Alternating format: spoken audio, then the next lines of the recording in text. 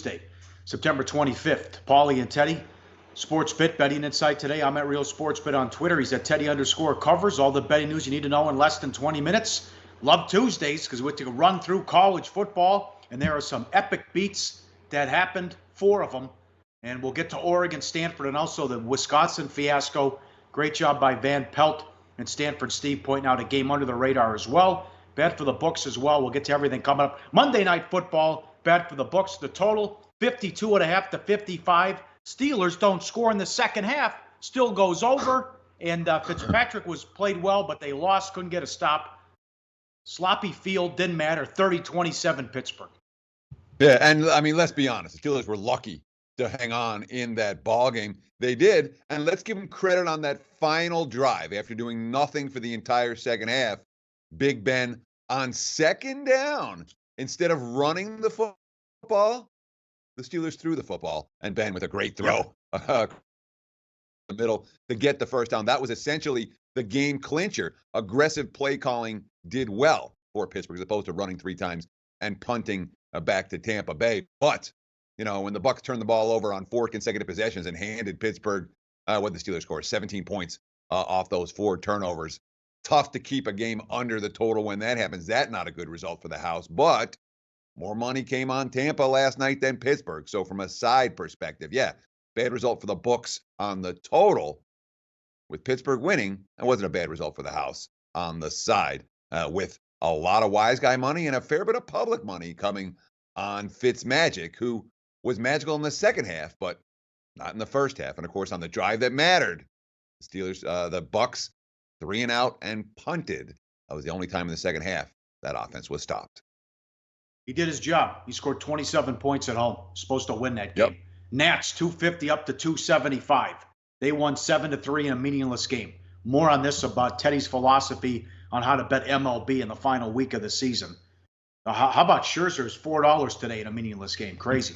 Red Sox, Orioles under 9 down to 8. 6-2 final. Dodgers 160 up to 180. No Goldschmidt, no Peralta. They trailed in the 7th inning, covered the run line. 7-4 in that one. And now they stay a game and a half up on the Rockies.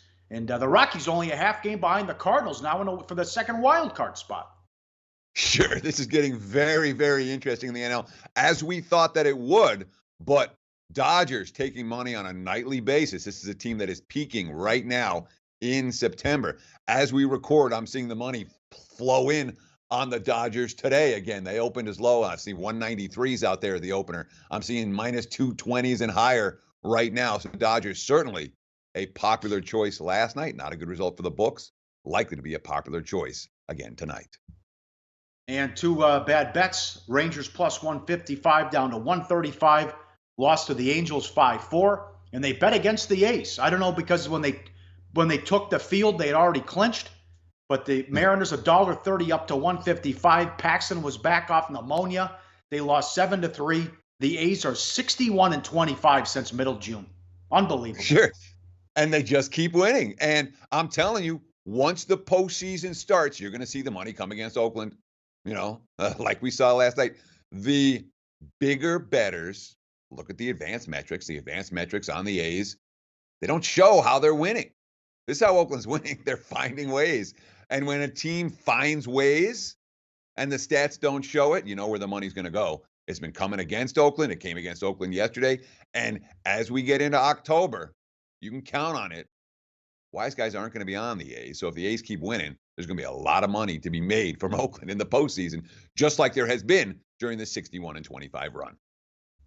All right, here we go. The vicious beats in college football. Can't wait to do this every Tuesday. Let's start with an all-timer, Oregon and the under. +3 and under 59. 24-7, late third quarter, 1st and goal, touchdown, overturned. I don't know how. They fumble, no big deal. They jump on it. They fumble again.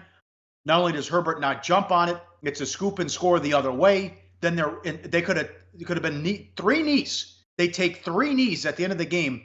Stanford would have had 10 seconds and no timeouts. They didn't do that. They run it. The kid stretches the ball out and fumbles. Stanford scores. They win in overtime. Of course, had to get the ball to start as well. They get the stop. Herbert was great for 3.5 quarters. I don't know how Oregon blew that game. Somehow Stanford and over gets there. 10 different things had to happen. They all went against Oregon. Oh, more than that. I mean, it felt like 15 different things had to happen in that ballgame. But it all started, as you mentioned, with the touchdown getting reviewed, and oh, they got it at the 1 foot line, and oh, next thing you know, there's a fumble and it's going back the other way. And that's a 14-point swing, and that's a dead team coming alive on a single play. Our old friend Mr. Malinsky used to talk about the play is the thing, and one play changes the entire context of a game. This is two plays because there was a touchdown getting called back and then a fumble following it. But that is a very different final score if Oregon punches that touchdown in. And of course, the shenanigans at the end for the Cardinals. Let's give Stanford credit for continuing to fight and battle. But if you had an Oregon ticket in your pocket, if you had an under ticket in your pocket, my condolences. Those were absolutely brutal on Saturday night. And how about Friday? This hurt your feelings. How about Illinois plus 27 or 28? Had the lead in the third quarter at home. What happened? It was, I mean, there are meltdowns and there are meltdowns and they're the mother of all meltdowns. And I can laugh about it now. It's 4 days later. I wasn't laughing about this on Friday night. And of course, your buddy's texting you, hey, great call on Illinois in the third quarter when they take the lead. Oh, and then they end up losing by 40 or whatever. I mean, it was as bad a stretch of football as any team will ever play. I mean, I'll put it this way. When Illinois fell apart, it was just over. They battled, and then boom, the offense turned the ball over. The defense couldn't tackle a running back. And next thing you know, it's 35 unanswered in the fourth for the Nittany Lions. An all-timer? Yeah, it was ugly. My condolences to those of you like me who had an Illinois ticket in your pocket. That was not fun. I hate amateur hour. Cut that shit out. Don't congratulate somebody on a ticket or a pick in the third quarter. Cut it out on Twitter or text. All right, these games are all tied into the same. Nobody takes a knee in college football. These coaches, and I'm sick of it. Wisconsin, Iowa under 44. It's worse if he had Iowa on a teaser. Hornibrook had to take him 90 yards down the stretch, and he did. But then they get the interception, and then instead of taking the knee on third down, they run it.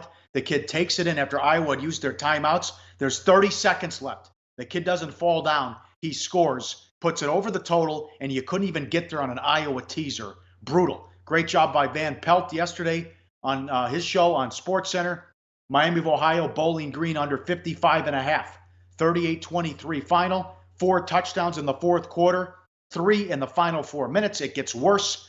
2 touchdowns in the last 30 seconds. The final one, meaningless, not for some, coming on a Hail Mary. Again, Miami of Ohio was still running plays. They wouldn't just take a knee, ripping off some long runs. 2 touchdowns in the final 30 seconds, and it happened in the Ohio State game. Welcome back, Urban Liar. Tulane plus 38. Ohio State scores with a minute left to cover. And, I mean, there's a different nuance for the Wisconsin-Iowa versus the Ohio State-Tulane. All right. Sportsmanship says you're supposed to take a knee there. You're up, what were they up? 42-6 for Urban Meyer. And Urban Meyer said, nah, we're not going to take a knee. We'll punch it in. Yeah. We'll get the guy some stats. So be it. But Wisconsin, Iowa, I understand why they're running to get that first down. The same story in the Oregon game. They get the 1 first down, you take a knee. The kid got the first down in the Oregon game, and then he was stretching the ball forward for some reason. That's a lesson that a college kid is going to learn. Unfortunately, it costs people money, but those are the mistakes kids make. Wisconsin, Iowa, they say you're going for the first down. Hey, he breaks one. That happens occasionally. And if you're teasing college football, stop betting right now. You cannot win teasing college football. No professional bettors, none, tease college football. So good luck. If you want the extra 6 points, knock yourself out. You're going to lose games like the Iowa game. You can't beat it, guys. You can tease NFL. You cannot tease college and win. Not in the long term. Bad for the books. Purdue, BC under 68 all the way down to 62. Great call there. 30-13. BC goes down, blown out on the road. Syracuse 27 up to 30. Won by 30 against a god-awful Connecticut team that might have the worst defense in the country.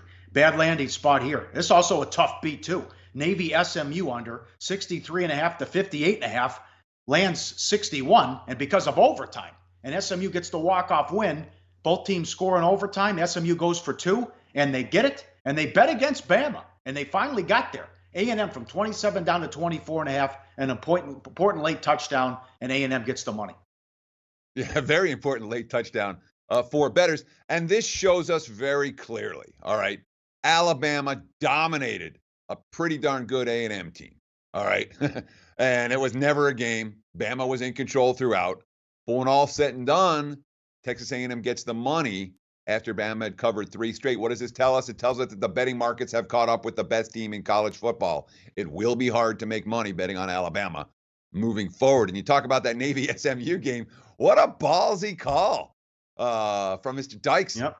punching in, going for 2 at the end in the first overtime, not the third or the second. He's like, my defense was tired. We had to go win it. And they did. SMU celebrates, and the game lands right in the middle between the opening and the closing totals. That's never or rarely good for bookmakers. Georgia Tech, Clemson over 52 up to 55.5. Flew over. Western Kentucky, Ball State under 55 down to 52.5. 28-20. They knew what they were doing here. New Mexico State 0-4 straight up in ATS, spread up from 3 to 5.5. They beat UTEP by 7. And some bad bets, plenty of them. I don't know what they're betting. Alabama game under. Jesus, 61 down to 58. Georgia from 14 to 14.5. Most of the bets were at Georgia minus 14.5. They won by 14. Again, a Georgia player dropped the ball before he got in the end zone. Missouri picked it up and ran it the other way, but they didn't have the right feed and angle to show it. Unbelievable. Amateur hour in the SEC. USC from 3 up to 4.5, won by 3 on Friday night. Wake from 8 down to 6.5, routed at home against Notre Dame. Oregon State 6.5 down to 4.5, lost by 21 at home to Arizona. Look at this, Oklahoma State 13.5 up to 14.5, shut out in the second half and blown out by Texas Tech in that one, Teddy. Texas Tech. I watched the game. Was terrific. Yeah, there was nothing fraudulent about Texas Tech blowing out Oklahoma State in Stillwater. Bettors got that one completely wrong. But you talk about Georgia. Big difference between laying 14 in that game and 14.5. There were 14s out there. You shop around, you could have laid 14. 14.5, big difference. USC, that opened 3. You bet it early, you laid 3 with USC. You waited till kickoff, you laid 4.5. What happened in the end? They won by 3. Big difference in those kind of contests. You know, and there's a bunch of them that are like that. Every half point matters. We talk about it. It matters every single week, whether you're especially around the key numbers. Try to take advantage of the good numbers in those situations, especially when you're laying. Don't be laying 14.5 when you can lay 14. Yep. Memphis took money, didn't cover. Washington, Arizona State over 50 to 53.5. I don't get that move. Washington does it. Offensive line plays an issue. Liberty plus 14 down to 11. Big public dog there, and popular play with the pros, routed by North Texas 47-7. And Old Dominion 30-1. Only 2 spots in Vegas had a money line. 30-1 at William Hill, 25-1 at the South Point. They beat Virginia Tech. How about that? 14 tickets at William Hill on Old Dominion money line, and some guy had $40 on him, which paid $1,200. Yeah, nice little score.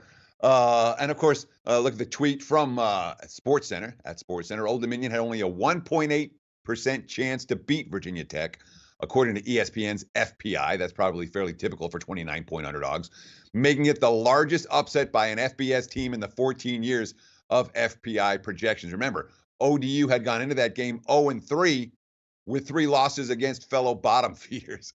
So something of an upset special, big time. And of course, in the loss, Virginia Tech also lost their quarterback, Justin Jackson. He's out, I believe, long term. And that's why we've seen Duke take money against Virginia Tech already for this coming Saturday. All right, huge game, big game breakdown. Big series continues. St. Louis at home against Milwaukee. Brewers beat them last night. Milwaukee now a game and a half back behind the Cubs. And St. Louis only a half-game lead over Colorado for the second wild card spot. Do not forget, huge, St. Louis closes with 3 in Wrigley. Gomber against Gonzalez, $1.10, 8.5 the total. It was a bullpen game for the Brewers, and they got through it and got the win. They trailed in the 7th, gave up the lead, battled back to win in the rain delay as well. I don't know. I mean, the Cardinals had a great record here once they fired Matheny, but now they're kind of limping to the finish line, and losing 2 out of 3 at home to the Reds and losing 2 out of 3 at Detroit might come back to bite them. Oh, it sure might. I mean, we're talking about they're fighting. There's nothing locked up for St. Louis, nothing even close to being locked up for St. Louis. So they got to win. Milwaukee's got to win too, as they're trying to win the wild card to catch Chicago to win the division. Only a game and a half behind the Cubs right now for the division, with Chicago losing last night. It's a 90-win team now for Milwaukee. And look, last night's game, the Cardinals were really, really sloppy. You know, it was 6 walks for St. Louis. They hit a batter. They had a throwing error over the last 4 innings. That allowed Milwaukee to score 5 runs over the back half of that ball game and steal one in St. Louis. They've been stealing one in St. Louis on the reg, 9-4 their last 13 meetings against the Cardinals at Busch Stadium. Although one thing the Brewers haven't done, and you were some of the quotes after the game concerned me a little bit, where it felt like, all right, they got the win and now they're going to exhale a little bit. That's one the concern. But this one from Christian Yelich stood out to me, that kind of mitigated some of the other stuff that I saw from Milwaukee. Yelich, quote, "We've got to focus on every night individually. You just can't get caught up in the long-term picture. You got to focus on every day and put all your energy into winning that night. Sometimes that's easier said than done." And one thing this Cards team has been pretty good at, even with their struggles down the stretch, Pauly, they've been pretty good at bouncing back off a loss, pretty good at bouncing back off a poorly played game like the one they had last night. Yeah, St. Louis is 8-2 in Gomber's last 10 starts. It's Gio's 4th start since being acquired in the trade by the Brewers, and he pitched well last time out against the Reds, although he's under 500 with his win-loss record. So it's a huge game coming up, and this will be the play of the day in a second. 6 days left in the regular season. What's your advice to betting baseball the final 6 days? Beware. I mean, it's almost like week 17 of the NFL season. You find 1 or 2 bets in week 17 that look good, you're happy. And you're like, these are the best bets, and I'm good, and that's all I need. You're not going to look for a card that tends to have a lot of randomness. When it comes to the final week of the MLB campaign, everybody's resting. You know, the elite teams are resting guys. The managers are trying to get the rotations ready for the postseason. And there's much less emphasis on actually winning the game, with the exception, of course, of the teams that have to win. And the must-win teams are priced like must-win teams. So we're talking about the last week of the MLB campaign. I'm telling you, my bets are few and far between. If I find 2 or 3 bets this week in baseball, I'll be very, very happy. This is not a time to be peppering the board with wagers up and down the card. All right. And what surprised you so far in the NFL season? Well, I mean, you talk about the 3-0s versus the 0-3. Let's talk about the Dolphins for a minute, Paul. I want to ask your opinion of this Miami squad, because I have a ticket on the Dolphins over their season win number. And a lot of it was schedule related. I'm like, this team's got a decent chance to start out 3-0. And they have. Miami, is this team real? What do you think of it? Because I have a feeling, my gut, now again, I like this Dolphins squad. They might go up to New England and give the Patriots a battle this week. Everyone's talking about New England, and their bounce back. I kind of like this Miami team. They've made me a lot of money so far. I've got them over the win total. What do you think of the Dolphins? Now, historically, they never win this game. If they do win this game and shock the world, it'd be a huge 3-game lead over the Patriots already with a win on the road, and that could bury the Patriots as well. But they don't have a lot offensively. You know, it's funny, ESPN and other outlets said they'd be one of the 3 worst teams in the league. I know we mentioned that when we did the team previews, but so far off to a good start. But again, I'll have to get back to you Sunday afternoon because they haven't beat anybody. And they were outplayed in that Raider game, but got lucky and caught some breaks in the 4th quarter as well. Other surprises, I think. No, I'll tell you what, the lack of respect for Carolina blows my mind. I had them as a playoff team again this year. They won 11 games last year. They bring in Norv Turner as the OC. McCaffrey has been dynamite. Awesome. Catching the ball. He had a great rushing game. They have to work on some things on the defense, but they're scoring the last 2 weeks. They're 2-1. They're up to a great start. And I think the Redskins at 5-1 present some value. 5-1 to win the division. Yeah, I mean, I bumped my power rating for Philly pretty significantly once Wentz came back. I know they didn't cover, but that's a different football team with Carson Wentz at QB. And the Texans, a team that I'm certainly not particularly high on right now. The market still haven't crashed on Houston yet at 0-3. Deshaun Watson threw for 380. Still doesn't look like the same QB. Yep. All right. Money time play of the day. Let's stay red hot. What a month it's been. Betting number 958 will lay the $1.10 with the Cardinals at home against the Brewers to even the series and get a huge win at home. We trust Gomber. We don't trust Gio in this spot. Tomorrow, We'll tack 4 football games. We'll get to the Thursday night games. Miami, maybe Miami found a quarterback now. They're at home against North Carolina, and the big one on Thursday. No Peters, no Talib. Rams at home against the Vikings. That's coming up on Fox. Low Shack in the bag up next. Sportsbet, betting inside today, SBR picks. I'm at Real Sportsbet on Twitter. He's at Teddy_covers. All the betting news you need to know in less than 20 minutes. Thanks for watching.